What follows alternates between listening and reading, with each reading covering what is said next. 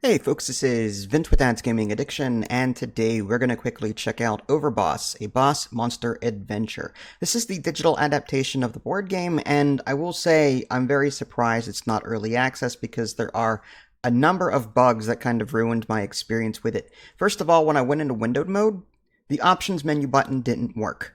I turned off the game, turned it back on again, and it still had the same problem. I cannot access the options menu anymore. How do you release a game without checking something like that first?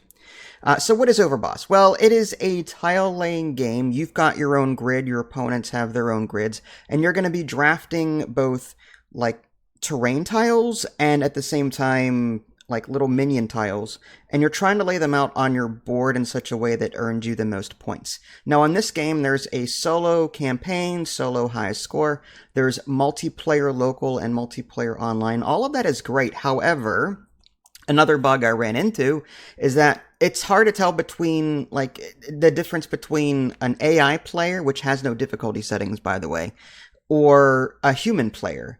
On player 3, 4, and 5, it actually swaps between the text AI and player.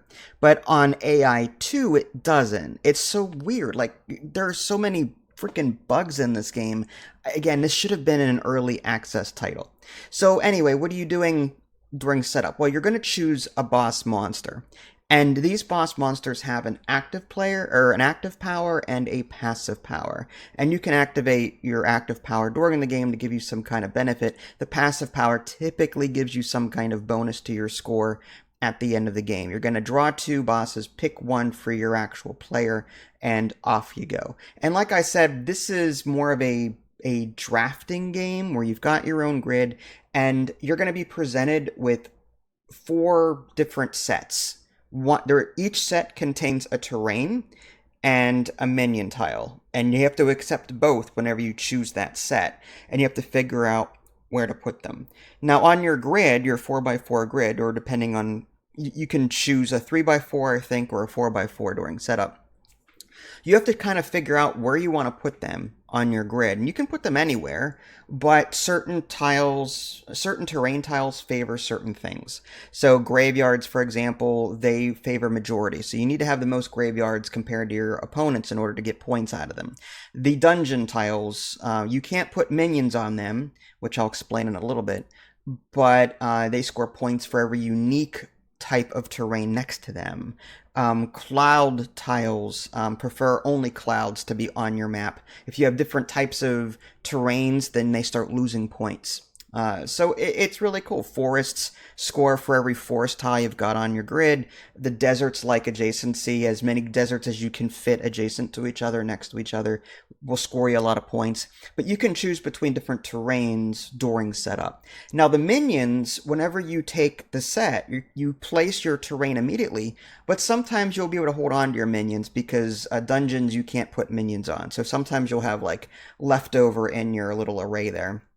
And the whole idea of minions, whenever you place a terrain, if possible, you're going to place a minion as well. Now, you get a point if you match the minion type. So if you put a forest minion on a forest tile, you score an extra point. But you also score points if you manage to get them in a row. They're called, like, bands, I think. So if you get, like, 3 forest minions in a straight line on the grid, that's going to score you points as well. So there's a bit of strategy on, like, how am I going to earn my points in this playthrough? Am I just going to focus on, getting the terrain tiles where I need them, and then if the minion tiles happen to line up, great. There's also some other cool smaller tokens. Instead of minions, there's, like, little gateways or portals, they're called.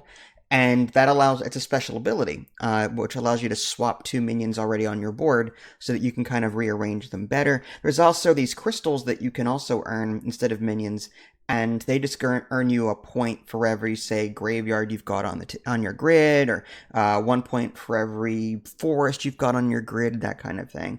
So you really have some decisions to make when you're drafting, because you might like the terrain, but not the minion tile. You might like the minion, but don't like the terrain that you're given. And you kind of have to sort of think about that. And also your boss power too. My Godzilla, whatever is the king whatever, he had a passive that scored him plus 2 points for every dungeon tile I placed, but you can't put minions on them. So like I had an overflow of minions constantly as I was placing these things down, trying to synergize with my boss power. So like there's a lot of decisions to make.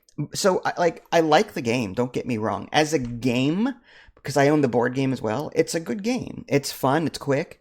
However, this digital adaptation has a lot of bugs and should have been early access before releasing into 1.0. I'm sorry, but how do you release a game to where when you go into windowed mode you can't access the options menu?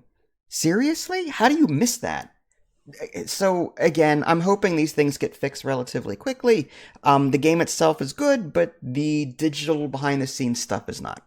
So just be warned about that. Well, there you go. Overboss Digital. This is Vince. Thanks for watching. I'll catch y'all next time. Take care.